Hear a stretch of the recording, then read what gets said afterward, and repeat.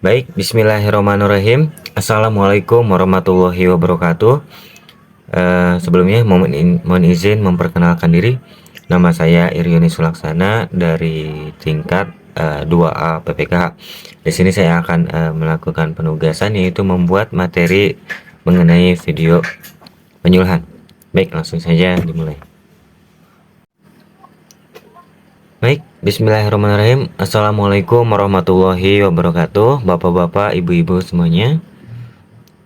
Saya Iryani Sulaksana selaku penyuluh di Desa Cikaret ini. Pada kesempatan kali ini saya akan membuat materi mengenai penyakit pink eye, yang mana penyakit pink eye ini yang sedang menyerang ya di Desa Cikaret ini. Oke, baik. Agar kita bisa melakukan identifikasi terhadap penyakit pink eye, melakukan tindakan lanjutan juga seperti itu. Adapun di sini saya akan menjelaskan mengenai deskripsinya, penyebabnya, gejala klinisnya, patologi serta pencegahan dan pengobatan apa sih yang harus dilakukan oleh kita sebagai peternak agar ternak kita bisa terhindar dan yang sudah terpapar bisa terobati seperti itu. Baik, jadi pink eye ini merupakan penyakit kontagius pada mata yang kebanyakan disebabkan oleh agen bakterial. Nah, penyakit pink eye ini juga dikenal dengan keratonconjunctivis, menyebabkan terjadinya peradangan pada jaringan bagian dalam kelopak mata, konjungtiva dan kornea, yang apabila tidak segera ditangani dapat menyebabkan ulserasi atau luka ya pada bagian matanya itu, sehingga terjadi rasa sakit dan kebutaan baik secara temporer ataupun permanen. Jadi apabila tidak ditangani secara lanjut, ternak-ternak kita itu bakal mengalami kebutaan seperti itu. Adapun penyebab penyakit ini berupa bakteri atau virus, rickettsia maupun chlamydia. Tetapi yang paling sering ditemukan adalah bakteri Moraxella bovis seperti itu. Nah, di sini gejala klinisnya seperti masa inkubasinya itu biasanya 2 sampai 3 hari, tapi dapat sampai 3 minggu. Jadi setelah ternak kita itu terpapar, jadi akan muncul gejalanya 2 sampai 3 hari seperti itu.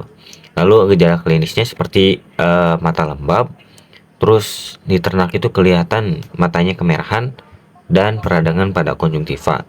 Terus sensitif terhadap sinar matahari sehingga matanya sering ditutupi untuk menghindari cahaya atau biasa disebutnya fotofobia. Atau tuh biasanya tuh kalau misalnya di kandang ada sinar matahari, terus si ternaknya ini lebih memilih ke tempat-tempat yang tidak terpapar sinar matahari seperti itu karena takut atau perih kalau misalnya terkena matahari seperti itu. Terus dalam waktu singkat mulai keluar air mata dan terlihat adanya penyempitan pupil secara jelas serta kekeruhan pada korneanya seperti itu. Nah, di sini saya akan memberikan gambarnya, contoh gambarnya.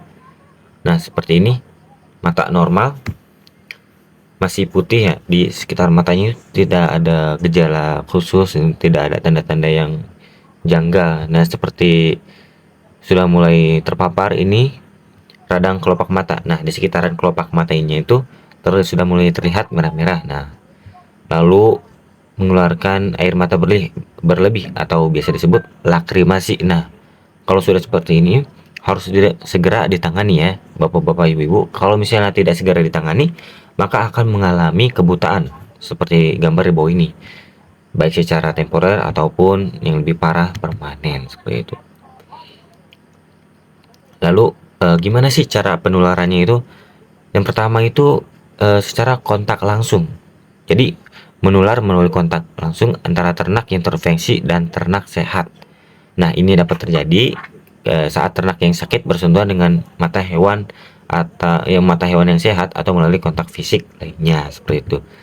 Lalu sekresi mata, sekresi dari mata hewan yang terinfeksi seperti mata berair atau beranak yang mengandung bakteri penyebab pinggai. Nah, sekresi mata ini lalu disebarkan melalui vektor penyakit seperti lalat dan serangga. Seperti misalnya vektor penyakit lalat terhinggap dari sekresi mata seperti mata berair lalat ini. Lalu dia berpindah ke ternak yang sehat matanya. Nah, maka itu akan menjadi cara penularan daripada penyakit pink eye ini atau dari lingkungannya bakteri sehingga bakteri itu nyaman berada di situ.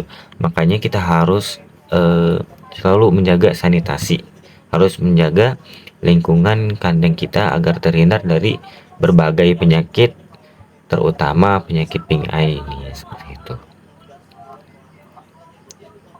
Lalu kita lakukan pencegahan yaitu vaksinasi. Nah, vaksinasi ini biasanya dilakukan ketika beberapa bulan sebelum musim penyakit pink eye ini datang. Nah, biasanya itu divaksin melalui leher, bagian lehernya seperti itu, agar terhindar, agar dapat mencegah adanya penularan penyakit pink eye ini. Lalu yang kedua yaitu seperti yang saya katakan tadi, melalui sanitasi kandang.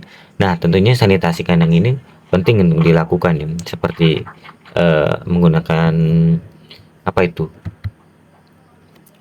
Ada genangan-genangan air itu disingkirkan agar tidak membuat si penyakit-penyakit ini, bakteri-bakteri ini tidak nyaman berada di kandang seperti itu. Lalu pengendalian vektor penyakit dengan cara apa? Menggunakan disinfektan, menggunakan penyemprot seperti itu, agar penyakit-penyakit pengendalian vektor penyakit ini seperti lalat, terus nyamuk itu tidak ada di situ. Seperti itu. Lalu kualitas pakan harus dijaga.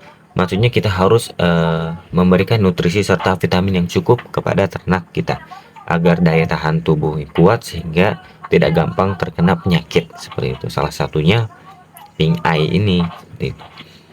Lalu gimana sih kalau misalnya udah terpapar? Gimana cara mengobatinya? Nah, yang pertama itu perawatan mata.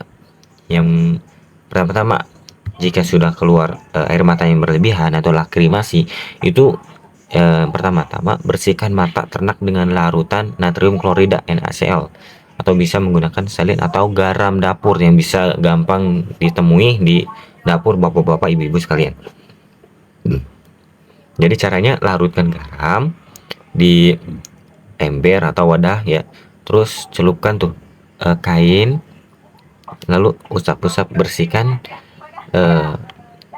air lakrimasi daripada ternak. Lalu yang kedua, menggunakan antibiotik. Nah, menggunakan antibiotik berupa salep oksatetrasilin yang dioleskan di sekitar mata ternaknya, atau menggunakan tetes mata atau suntikan seperti itu ya.